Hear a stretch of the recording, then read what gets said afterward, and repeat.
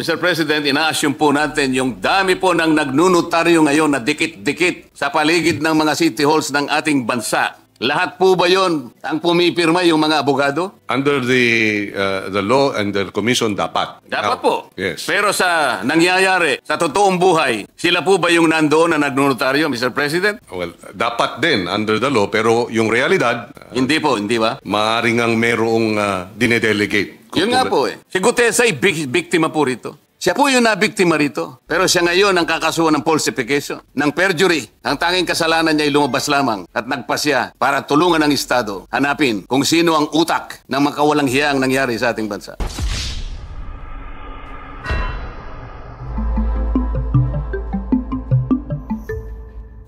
Kamakailan lamang po ay merong isang tao na naging controversial dahil sa kanyang ginawang pagtestigo dito sa Blue Ribbon Committee. Ang pangalan niya po ay Orly Gutesa.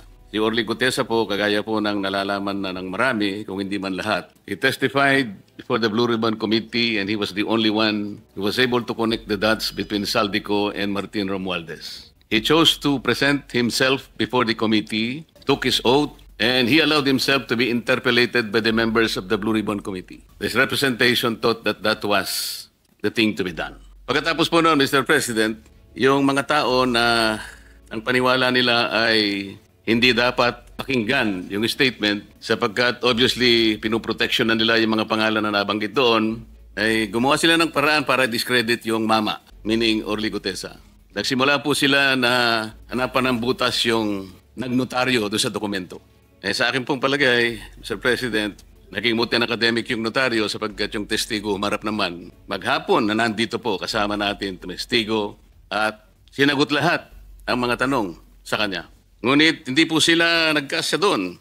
Talagang pinagsikapan nila sa pagitan ng pag-disown nung notary public ng kanyang alleged signature. Mr. President, gusto ko pong malaman ngayon, hindi po ba kalakaran na yung mga nagpapanotaryo, ibibigay lang po yung dokumentong gusto nilang ipanotaryo sa opisina ng kanilang pinuntahan at kung magkano man ang bayad na hihingin sa kanila, magbabayad po.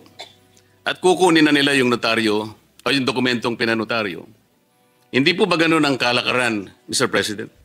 That is correct, Mr. President. Kinakailangan ng personal appearance ng affiant. Ganun nga po ang ginawa niya, Mr. President. At kung titingnan po natin sa mga matataong lugar, for example, the vicinity of a city hall, doon po dikit-dikit po ang mga opisinang nagnunotaryo. Ganun pa nga pong nasa jeep na nagnunotaryo. Pangkaraniwan po bang nangyayari, Mr. President, na yung po nagpapanotaryo bago siya umalis ay pipilitin niyang puntahan yung inaakala niyang nagnotaryo at sasabihin niya, "Ma'am, sir, pasensya na po kayo. Gusto ko lamang pong malaman kung talaga kayo po ang pumirma dito sa dokumentong ninotaryo ninyo." Nangyayari po ba yun? Sinisiguro po ba nung nagpanotaryo bago siya umalis na yung inaakala niyang nagnotaryo sa kanyang dokumento ay siya nga? At nire-require po ba niya na talagang patunayan ng nagnotaryo na pirma niya nga talaga yung nasa dokumento? Well, base sa personal kong karanasan, mayroong assumption ang nagpapanotaryo na talagang yung nagnotaryo ay mayroong komisyon. Hindi ho kickback. Ibig sabihin, notarial commission. May authority. So, I agree na hindi practice yung ang nagpapanotaryo, tatanungin pa yung nagnonotaryo, ikaw ba talaga itong pumipirma? In fact, kabaliktaran. Ang notaryo nagtatanong dun sa pipirma, ikaw ba talaga ito dahil kailangan mong humarap sa akin? Salamat po sa inyong kasagutan. Totoo po yun. Lalong-lalo na po kung yung dokumentong sinasabi nila na pinalsipika ay meron naman pong notarial details. Ang ibig sabihin po, merong estampad na ginamit na kung saan po sinusulatan yung mga detalye ng notaryo at meron pa pong parte doon na kung saan ay ilalagay mo yung numero ng dokumento, yung pahina, pati po yung bilang ng Book of Registry. Yung pong dokumento ni Gutesa, Mr. President, pag sinalat mo po, meron po kasi akong kopya, meron pong dry seal. Ang ibig po bang sabihin, Mr. President, si Gutesa, kinakailangan pa niyang maghanap o mag-imbento ng stampad para sa notarial details at saka yung lugar ng opisina na kung saan i-stamp mo doon. Manghihiram o magnanakaw kaya siya ng isang dry seal? Paano gagawin ng isang ordinaryong taong pumunta sa isang notarial office na hanapin lahat ito? Saan niya kukunin yung notarial number?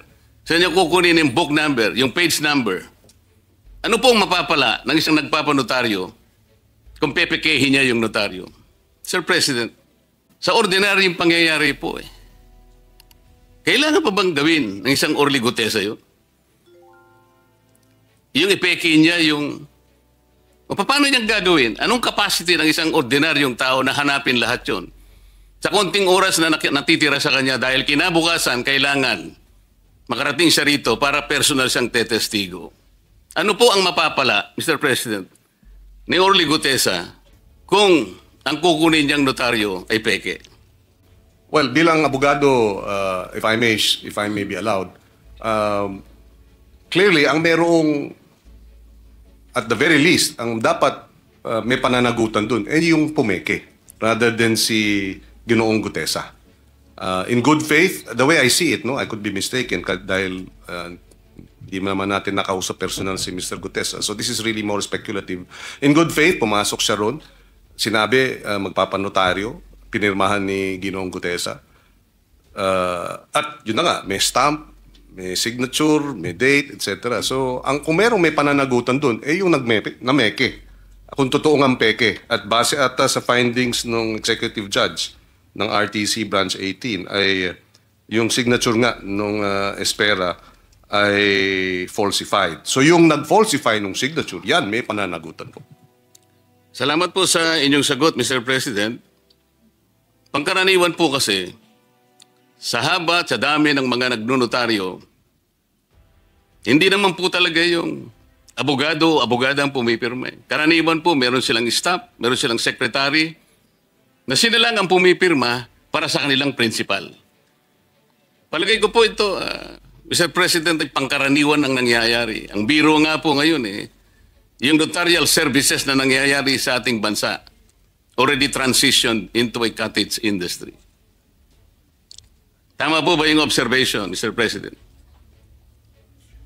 In practice po, maaaring ang sabihin na nangyayari yan. Pero hindi pa rin, sabihin na nating legal. In other words, yung pagde-delegate ng notarial services sa isang staff is against the law. At according to our court administrator, merong isinasagawang spot checking. Sino? Ang executive judge ng Maynila para madetermina kung talagang maayos yung dokumento, yung notarial registry ng mga notary, yung mga commission, notarial commissions. Kaya ko po binibigyan ng emphasis ito, Mr. President. Yung kahalagahan po ng kanyang sworn statement, kahit na po yung ating chair ng Blue Ribbon Committee, paulit-ulit niyang sinabi na yung relevance nung testimony ni Gutesa na ginawa sa harap mismo ng committee ay nananatiling valid sapagkat pinanumpaan niya before the committee. Ngunit, ang nakakabagabag nga po, Mr. President, bakit pinipilit na ibaling sa isang bagay na hindi naman yun ang punto ng pinag-uusapan? Naging moot and academic na po, ngunit pilit na ibinabalik. At ang nangyari nga po, sa takot ng Gutesa siguro, na siya po ay kakasuhan ng perjury, kakasuhan ng falsification, wala naman po siyang kinalaman at wala siyang kapasidad para gawin yun. Unang-una, wala po siyang motibo. Ang totoo po niyan, ako lamang po ang nagsabi sa kanya, ipanotaryo mo yan, Mr. Gutesa, kasi hindi man kita kilala eh. Parang karagdagang assurance lang sa akin na yung kanyang statement ay talagang ginawa niya ng buong buo sa kanyang sarili. Kahit na wala yun tatanggapin ko naman yun Sasabihin ko lang, o sige, kung talagang buong loob mo, Mr. President, sinabi ko po sa kanya, pumunta ka ron. buo ang loob mo at totoo lahat ang sinabi mo, pumunta ka doon. Ganun nga po yung ginawa niya. Sa makatwid, ang aking pong gustong ipunto, kahit wala yung notaryo, bakit po doon nila pilit? Doon nila pinipilit na ibaling ang pinag-uusapan. Para lamang po, para lang makaiwas, para ilihis, para linlangin ang maraming Pilipino. Ito po yung nakakalungkot dito. Si Gutesa po, nilagay niya sa panganib ang kanyang buhay at ang buhay ng kanyang pamilya. Gutesa has nothing to gain. Gutesa has everything to lose. Siguro po, sa kanyang puso, inisip niya, inasahan niya, natutulungan siya ng Estado na proteksyonan man lang siya. Dahil sa kanyang ginawa, para matulungan ang Estado, i-prosecute kung sino talaga ang may kasalanan sa malaganap at kasuklam-suklam na iskandal na ginawa ng mga taong kasangkot dito. Pero wala po Wala siyang nahita. Despite his courageous testimony before the Blue Ribbon Committee, he did not get even the courtesy that he deserves. Alam po ninyo, Mr. President, sa kagustuhan ko po na kahit papano maisaayos kung talagang sino ba yung nagnunotaryo na yun, kung hindi man pirma ng notaryo publiko, meron siyang kinakasangkapan para pumirma sa kanya. Sumulat po ako sa ating court administrator na sana po ang representasyong ito ay makahingi man lang ng mga samples ng mga dokumento ng mga notaryong dokumento ng abogada na ating pinag-uusapan. Ginrant po yung aking letter request ng court administrator. Nahingi po kasi ako ng sample, kahit na 3 samples lang po sa bawat buwan, mula Enero hanggang Agosto ng 2025. Ang masakit lamang po na nangyari, Mr. President, at gusto ko po bigyan ninyo ng opinion, kung pwede, kung tama ang ginawa ng executive judge. Ang sabi po niya, siya ang magdidesisyon kung ano ang sample na ibibigay sa aking opisina. Do you think, Mr. President, the executive judge committed grave abuse of discretion? Yes. According to the court administrator, the executive judge submitted 3 samples, and that and therefore they deem it as a compliance. Now, if additional documents may be requested, then the court administrator is willing to likewise allow such access to these documents. Yes, subject to the rule on data privacy. Mr. President, ang tinatanong ko po, siya po ba ang magdidesisyon kung aling kopya ang ibibigay sa amin? Kasi po yun ang kanyang desisyon. Pinapunta ko po yung aking mga staff doon. 3 sila sapagkat alam ko marami pong dokumento ang nandoon sa kanyang mga notarial books. Mga 8 buwan po ang ating hinihingi. So 3, marami po yun.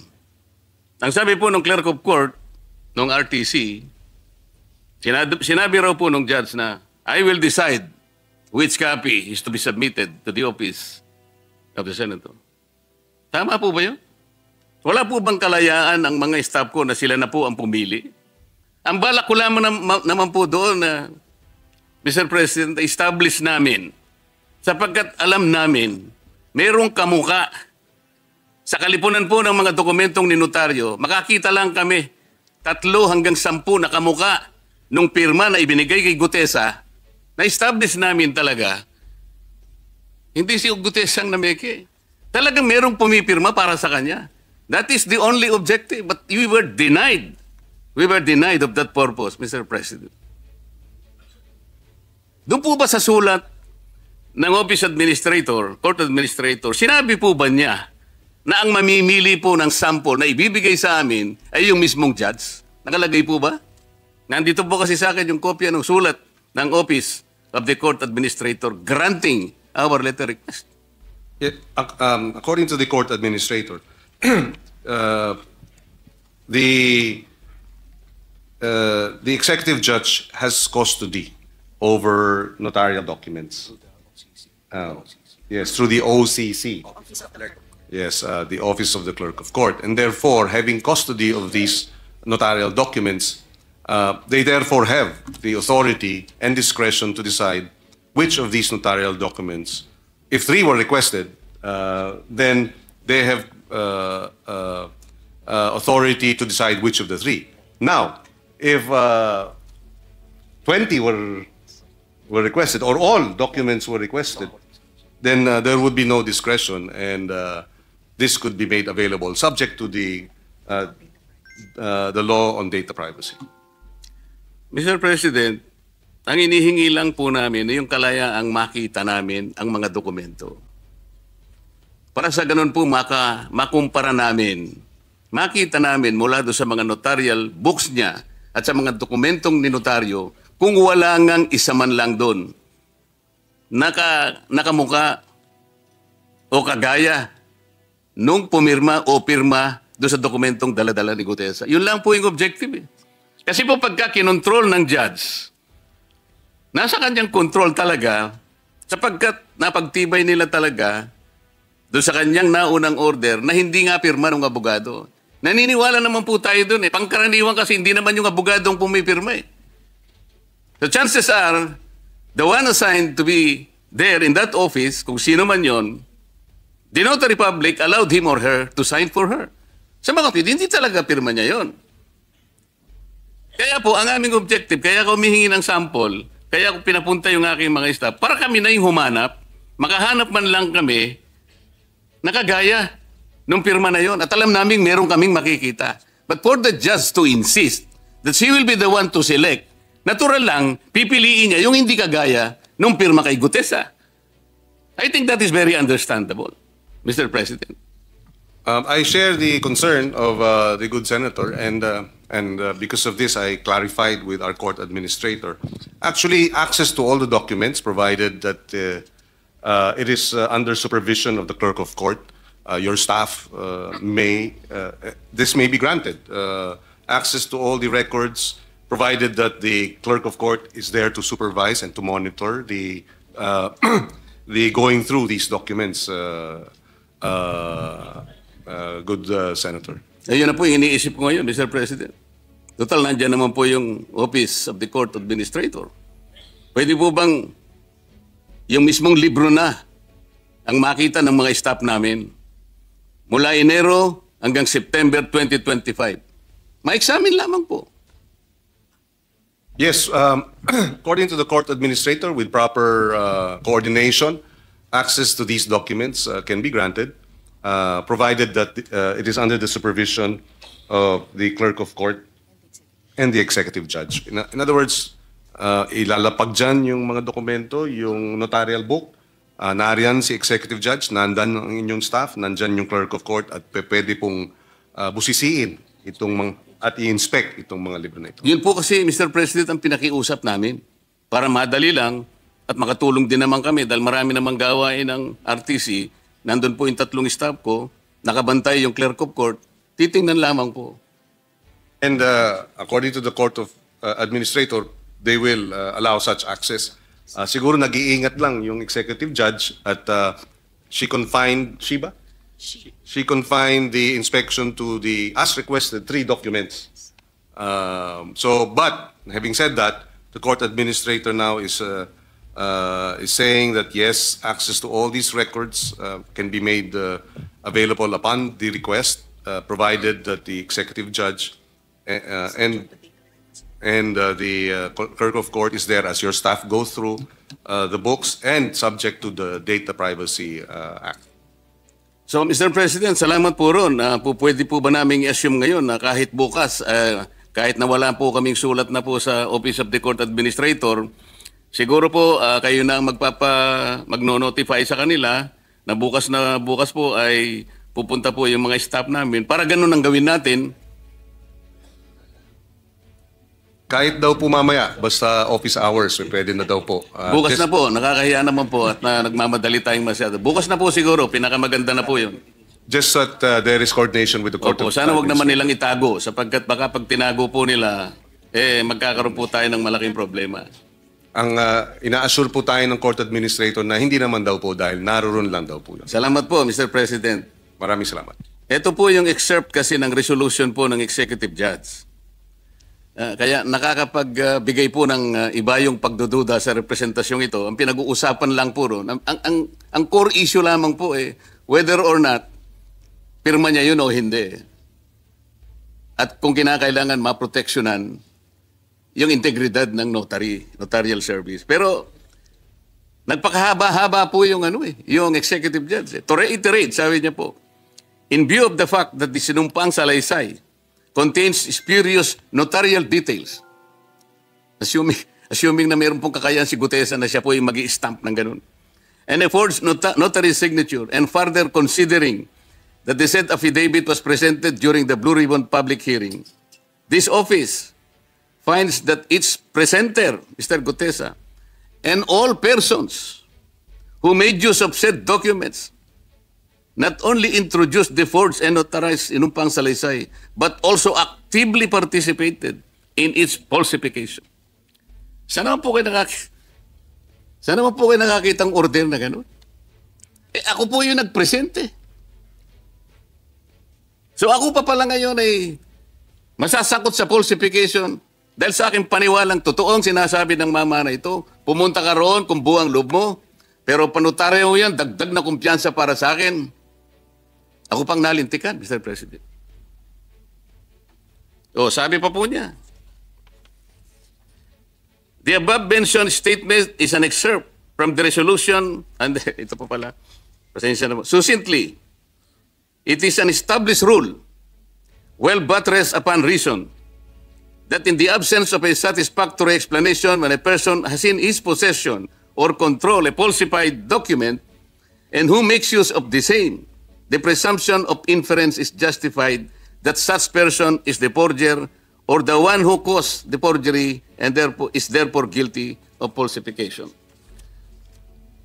Mr. President, the above statement is an excerpt from the resolution of RTC Manila Executive Judge Carolina Icasiano Season. The resolution further states that aside from Mr. Gutesa, sabi po niya, all persons who made use of said documents not only introduced the forged and notarized sinumpang salaysay, but also actively participated in its falsification. Yung sinabi ko po kanina. Did the judge abuse her discretion? Well, according to the court administrator, it is their view that no, because there is a presumption of regularity. And if I may, well, I was listening to the good senator. Sabi kasi absent the facts, absent the evidence to the contrary, no? Or information to the contrary. Mukhang based on your explanation now and your narration, mukhang may absent nga dun sa information which led to that ruling. That is my personal opinion as a lawyer. But according to the court administrator, because there is a presumption of regularity, then there was no abuse of discretion. Saan po ibinase yung presumption of regularity, Mr. President? All persons who made use of said documents do not only introduce the forged and unauthorized sinumpang salaysay, but also actively participated in its falsification. Tinawag ba niya ako doon o yung mga taong nag-present ng document na yon? Wala po. Ang totoo po niyan, this representation requested a copy of her resolution. Hindi po niya ako binigyan. Ang sinabi po niya, you are not party to the case. Who is party to the case, Mr. President? Ang sabi pa po niya, she gave a copy to the Blue Ribbon Committee. So this representation, nagpakuha po, nag-request sa Blue Ribbon Committee. Sabi ng Blue Ribbon Committee, we have no copy of that resolution. So sino po binigyan niya? Regular po ba yun? Where is the presumption of regularity here? Sabi niya, hindi ako party. Hindi ko naman sinabing party po ako, but party po ako ng Blue Ribbon Committee. And I am a Senator of the Republic. Hindi man lang ako bigyan ng resolution. What is so secret? What is so spectacular about this resolution? Bakit po? Why did she lie na binigyan niya Blue Ribbon Committee only to know that she did that?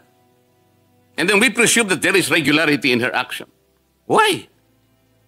Mr. President.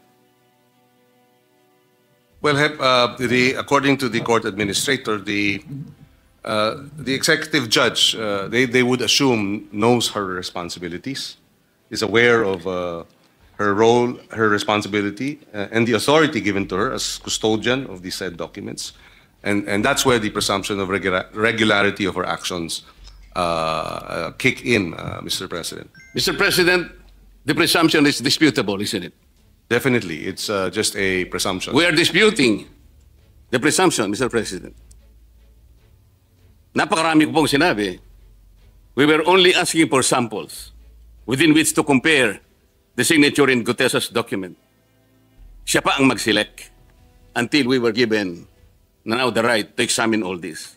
We requested for a resolution, a copy of a resolution. Ayaw po niya akong bigyan because I am not a party to it. Who is the party?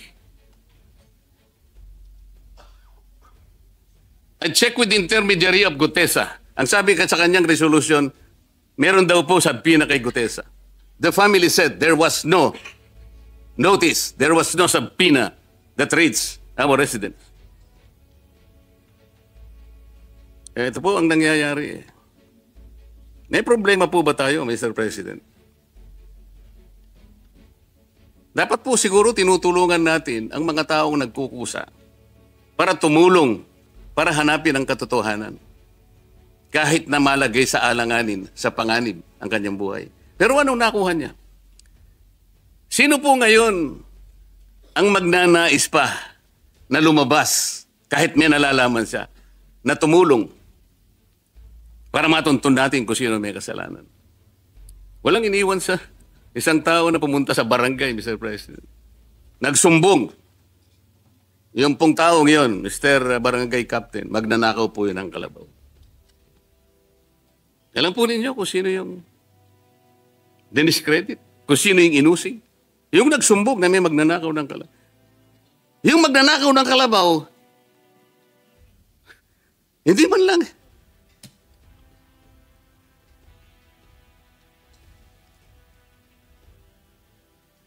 Mr. President, I share the frustration of Senator Marcoleta.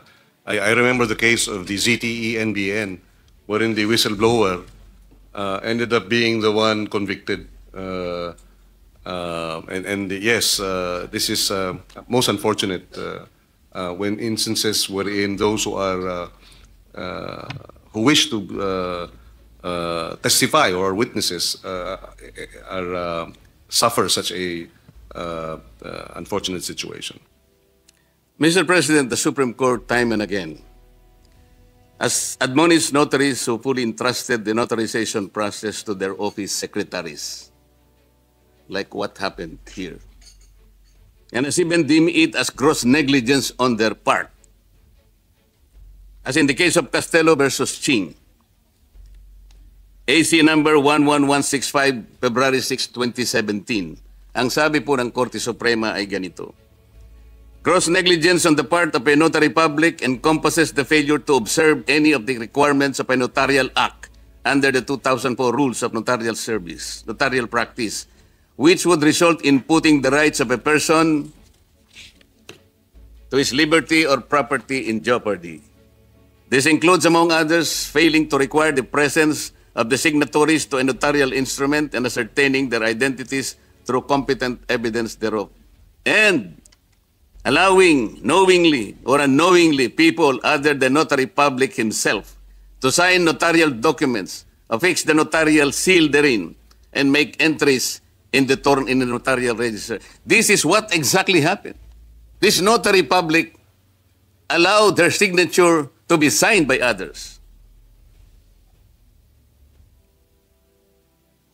to use their notarial seal by others, and make entries in the notarial register. Hindi siya mismo. Isipin po niyo yung lugar niya. Pinakunan namin ng litrato. Ano po yung nakapaskel doon sa isang maliit na opisina na yun? Tabi ng kalsada.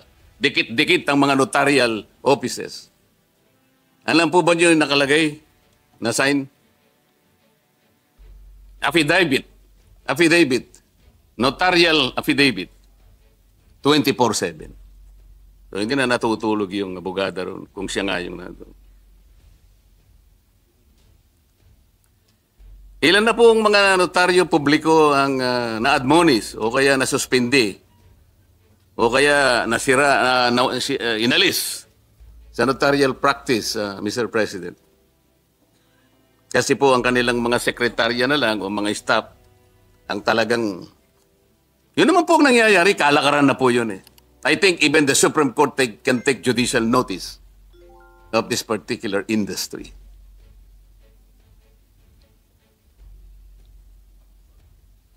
Our apologies, good Senator. I was just clarifying a matter regarding whether or not Attorney Espera did delegate.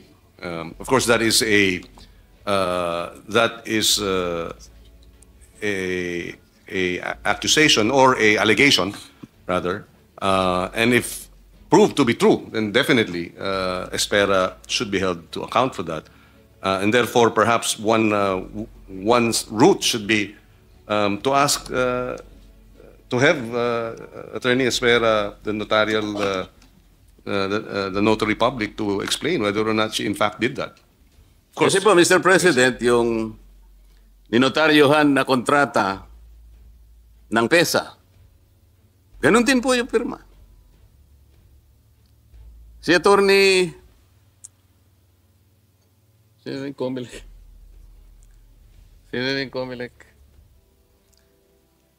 Romy Macalintal. Nung makita niya po yung dokumento ni Gutesa na yung pirma gano'n, kapareho din ito yung mga ipinresent nila rito, yung intervenor sa isang barangay. Ang dami po nito. Kapareho din po yun eh.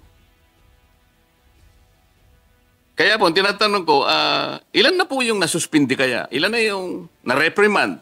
Ilan na yung kinastigo ng Korte Suprema? Baka naman po, mangilan-ngilan lang, kaya po siguro naging cottage industry na po ito eh. Gaano po tayo kaingat yung pagbabantay sa ganitong mga ginagawa ng ating mga abogadong nagnonotaryo po, Mr. President? According to the court administrator, marami na raw na suspend, no? Na notary public dahil dito sa ganitong mga hindi tamang mga kilos at very serious ang Korte Suprema sa ganitong mga usapin when it comes to notarial commissions and such acts, such malpractices. Gano'n na po kaya karami, Mr. President? Kasi po kung ibabatay natin sa mga notary publics na nagkalat na po, parang mga kabuti na nagsulputan sa napakaraming mga lugar, lalong-lalo na po sa mga mataong lugar.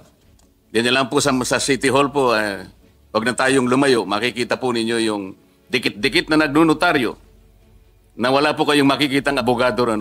Yung iba po, itatakbo pa nga sa isa skinita, pagkatapos hintayin mo ako riyan. Pagkatapos mong magbayad ng kaulang halaga, tsaka niya ibabalik sa'yo. Gano'n po karami?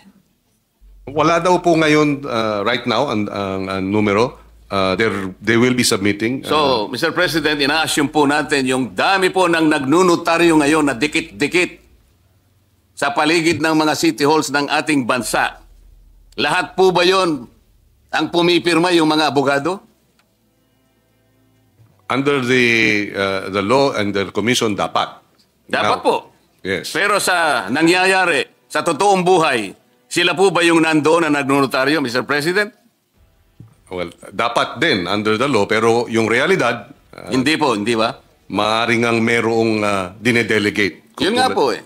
Si Gutesa ay biktima po rito. Siya po yung nabiktima rito. Pero siya ngayon ang kakasuhan ng falsification, ng perjury.